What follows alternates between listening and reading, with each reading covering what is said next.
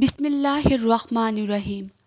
حضرت سعد بن ناجیہ دروازے رسول صلی اللہ علیہ وآلہ وسلم پر کلمہ پڑھنے آئے۔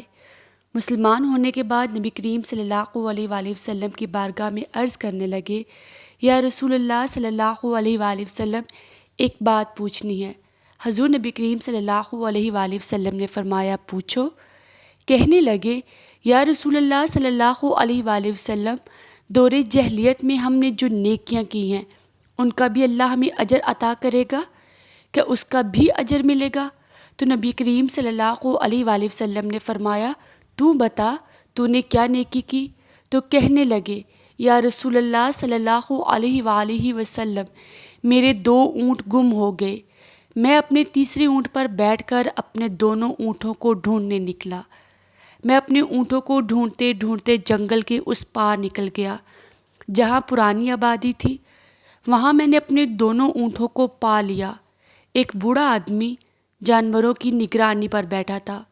اس کو جا کر میں نے بتلایا کہ یہ 2 اونٹ میرے ہیں۔ وہ کہنے لگا، یہ تو چرتے چرتے یہاں آ گئے تھے، تمہارے ہیں تو لے جاؤ۔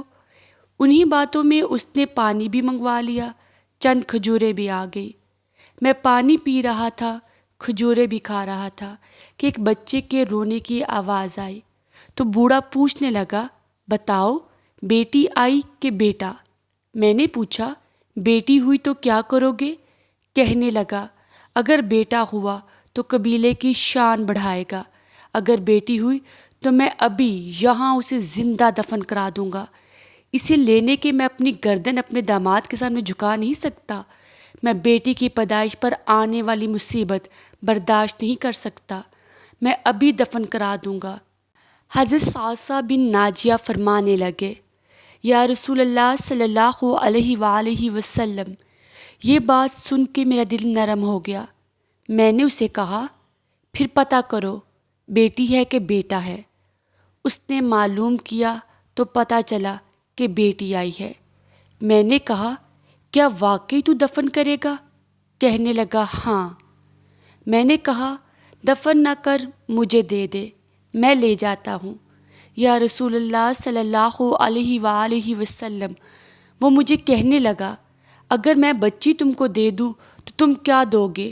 میں نے کہا، تم میرے 2 اونٹ رکھ لو، بچی دے دو۔ کہنے لگا، نہیں، 2 نہیں، یہ جس اونٹ پر تو بیٹھ کے آیا ہے یہ بھی لے لیں گے۔ حضرت سعد بن ناجیہ عرض کرنے لگے، ایک آدمی میرے ساتھ گھر بھیجو، یہ مجھے گھر چھوڑ آئے، میں یہ اونٹ اسے واپس دے دیتا ہوں۔